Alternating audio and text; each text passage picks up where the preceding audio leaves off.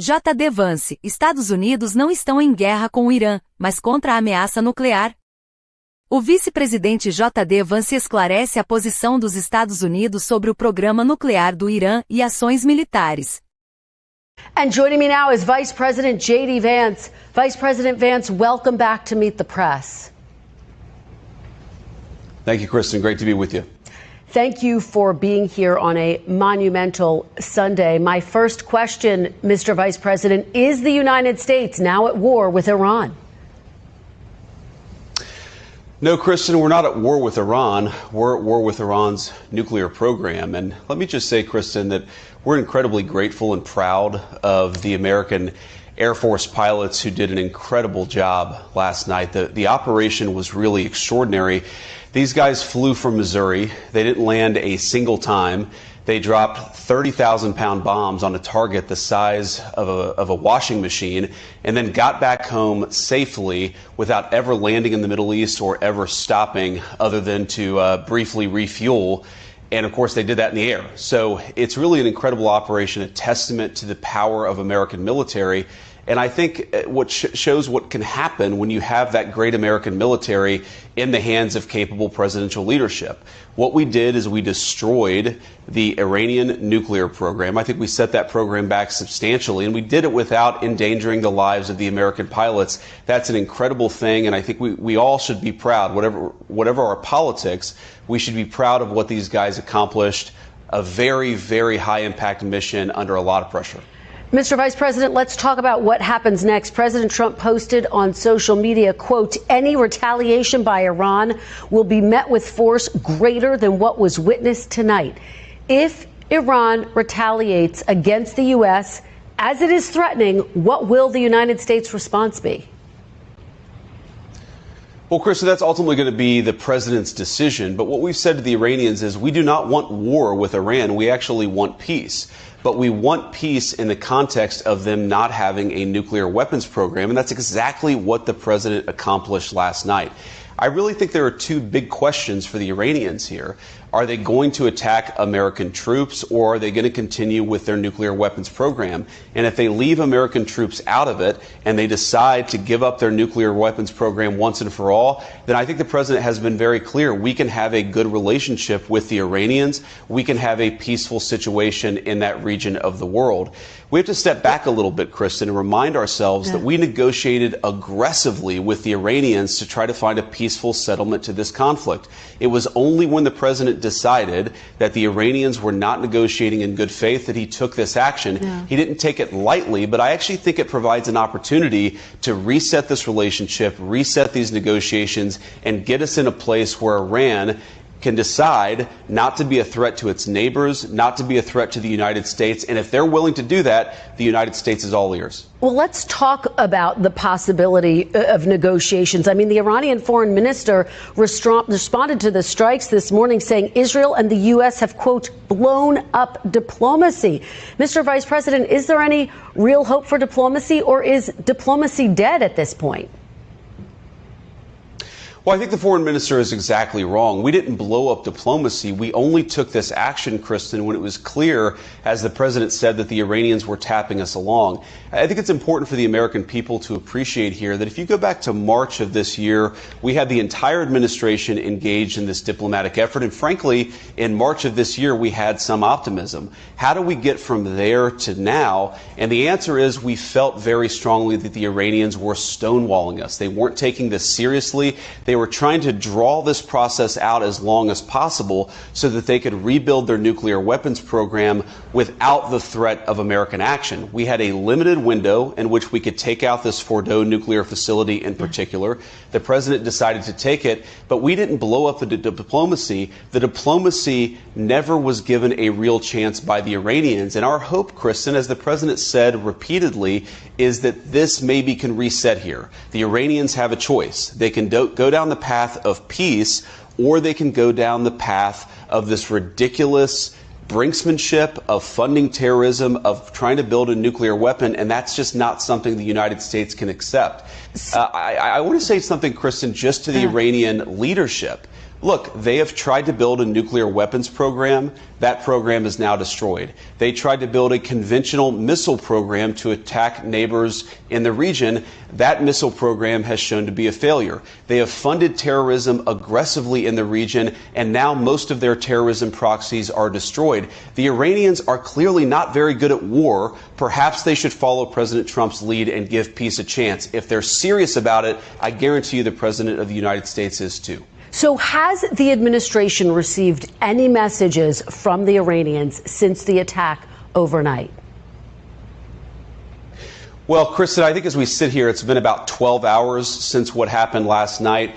We have received some indirect messages from the Iranians, and it's possible, of course, that some of my colleagues in the administration received something early this morning, and I haven't heard about it.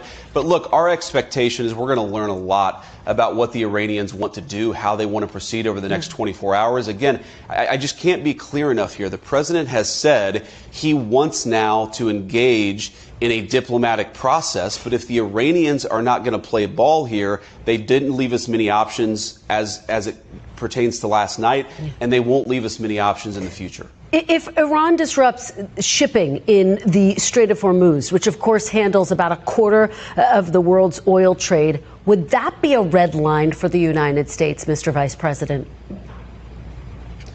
Well, Kristen, I think our biggest red line is the Iranian nuclear weapons program. That is really what the president has said we need to get rid of. But obviously, what about the Strait of Hormuz? Steps towards doing that last night. Well, I think that would be suicidal, Kristen, for the Iranians themselves. I mean, their entire economy runs through the Strait of Hormuz. If they want to destroy their own economy and cause disruptions in the world, I think that would be their decision. But why would they do that? I don't think it makes any sense. I don't think that it makes sense for them or for anybody else. What would make sense is for them to come to the negotiating table, to actually give up their nuclear weapons program over the long term. And again, if they're willing to do that, they're going to find a willing partner in the United States of America. Mr. Vice President, when did President Trump exactly make this decision, and did he coordinate with Israel? The president, honestly, Kristen, I don't know that any of us knew exactly when the president made the decision, except for the president himself. But if you back up a little bit, we engaged in this diplomatic process. I think that he decided probably by mid-May that this process was not going anywhere, and so he decided to issue some private ultimatums to the Iranians. And then eventually, of course, we decided to destroy the Fordo nuclear facility and some of these other facilities ourselves.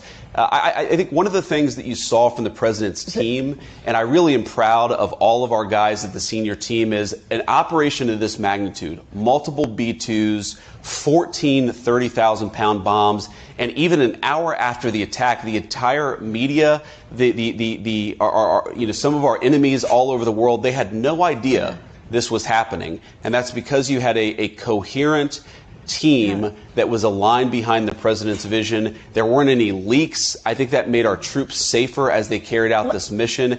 And so it's really a testament to the entire team that we were able to do something like this at this scale without anybody noticing it. But Mr. Vice President, if I could just try again, can you give me a specific date when President Trump said go? Was it Thursday? Was it yesterday before the B-2s left? When exactly did President Trump give that green light, that go? Well, the final decision, Kristen, of course, is made right before, and I'm talking about minutes before the bombs were dropped. And of course, well, that was last night. And the president made very clear that the purpose here is to eliminate the Iranian nuclear program. So I think that he himself, over time, decided this was necessary. But of course, he had the ability to call off this attack until the very last minute. He obviously decided to proceed. And I think that we did great things for the American people because of it. You know, the president says the nuclear enrichment sites were, quote, completely and totally obliterated. There is some question about that, though, this morning. Do you have 100% confidence that Iran's nuclear sites were totally destroyed? Well, Kristen, I'm not going to get into sensitive intelligence about what we've seen on the ground there in Iran, but we've seen a lot, and I feel very confident that we have substantially delayed their development of a nuclear weapon, and that was the goal of this attack. That's why it was a success. And of course, what happens next, again, Kristen, is up to the Iranians. Substantially delayed by years? What does substantial Well, again, Kristen, mean? I'm not going to get into sensitive intelligence here, but I think that we have really pushed their program back by a very long time.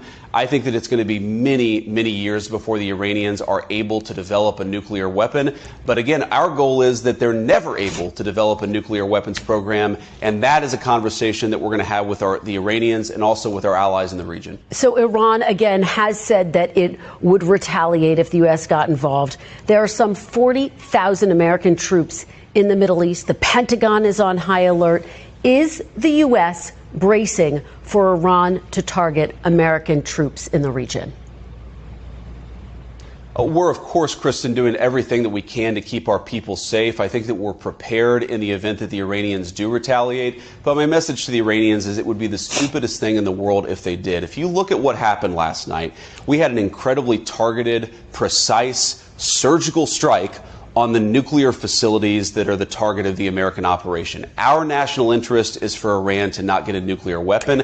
Our strikes last night facilitated that national objective. If the Iranians want to enlarge this by attacking American troops, I think that would be a catastrophic mistake. And as the president said last night, the Iranians would be met with then overwhelming force beyond that. So this is a very delicate moment, Kristen. I don't want to pretend that it's not. But I think the Iranians, if they're smart, they're going to have to look in the mirror and say, hey, maybe we're not so good at this war thing. Let's give peace a chance. Let's drop our nuclear weapons program and start to make some smarter decisions. We're, of course, hoping that's exactly what the Iranians do. And I have a number more questions, so I want to keep moving. How concerned is the administration that Iran or Iranian proxies could carry out a terrorist attack inside the United States?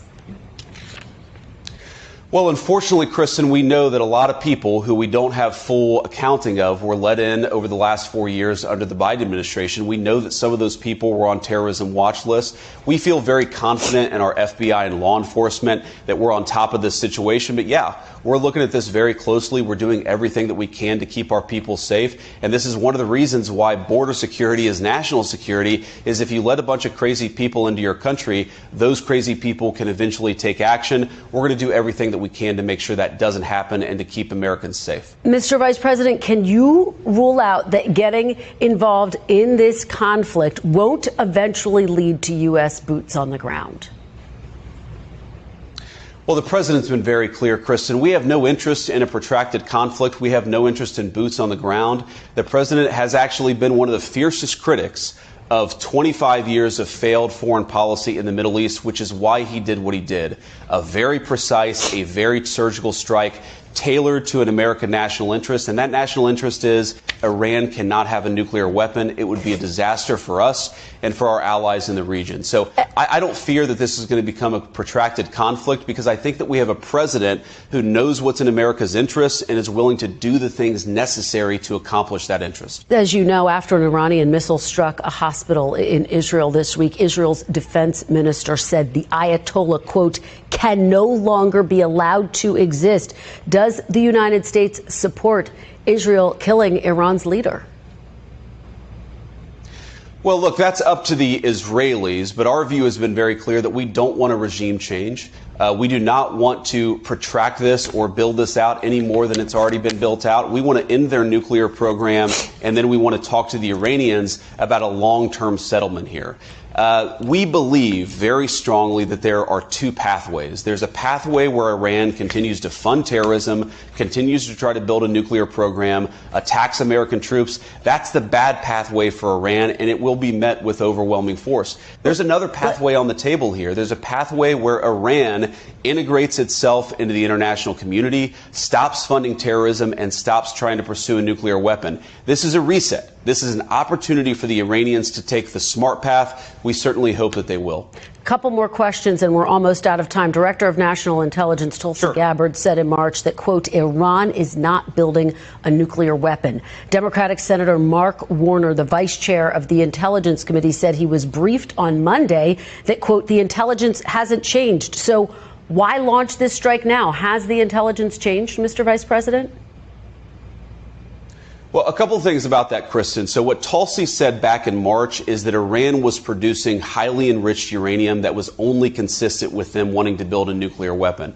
There's, of course, an open question about whether they were weeks away, whether they were months away, but they were way too close to a nuclear weapon for the comfort of the President of the United States, which is why he took this action.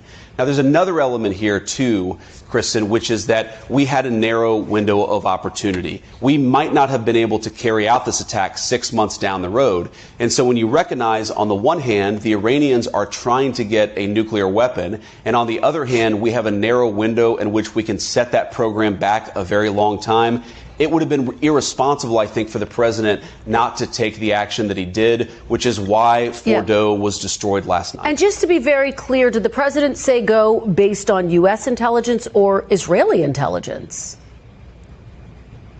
Well, of course, we share intelligence with a lot of agencies, British, Israeli, and so forth, but it was our intelligence that motivated us to act. And I think on the intelligence, Kristen, the thing that I would really emphasize is the way in which the Iranians seem to be stonewalling us. That was not, by the way, our consensus back in March of this year. We saw the Iranians making some concessions. We thought the conversations were actually productive.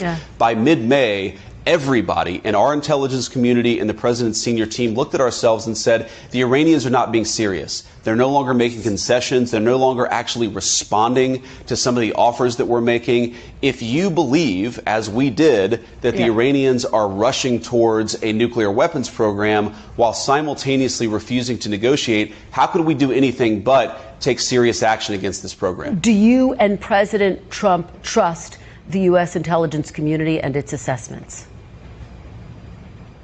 Oh, of course we trust our intelligence community, but we also trust our instincts, and most importantly, we trust what the intelligence was telling us about the Iranians stonewalling the negotiation. I think that is really the hidden story here, and something the media has got to report a little bit more here, is that the Iranians stopped negotiating in good faith. That was the real catalyst, I think, to what the president ultimately decided to do. If we were having a productive negotiation, I think that this could have gone in a much different pathway. Unfortunately, the Iranians decided to stonewall us, and we saw the consequences of that last night. Mr. Vice President, very quickly, as you know, this is dividing lawmakers on Capitol Hill. Many Republicans supportive, but Congressman Thomas Massie saying this was unconstitutional. Congresswoman Alexandria Ocasio-Cortez saying it's grounds for impeachment, saying the president should have gotten congressional approval first. What do you say to members of Congress who say it was unconstitutional for the president to act unilaterally? Well, I'd say two things, Kristen, and this is very important. First of all, the president has clear authority to act to prevent the proliferation of weapons of mass destruction, and the worst weapon of mass destruction of them all is nuclear. The idea that this was outside of presidential authority, I think any real serious legal person would tell you that's not true. And the second thing is, Kristen, I certainly empathize with Americans who are exhausted after 25 years of foreign entanglements in the Middle East. I understand the concern, but the difference is that back then we had dumb presidents, and now we have a president who actually knows how to accomplish America's national security objectives. So this is not going to be some long, drawn-out thing. We've got in, we've done the job of setting their nuclear program back. We're going to now work to permanently dismantle that nuclear program over the coming years, and that is what the president has set out to do. Simple principle. Iran can't have a nuclear weapon. That has animated American policy over the past 130 days. It's going to continue to be a driving force of our policy in the Middle East for the next 3.5 years.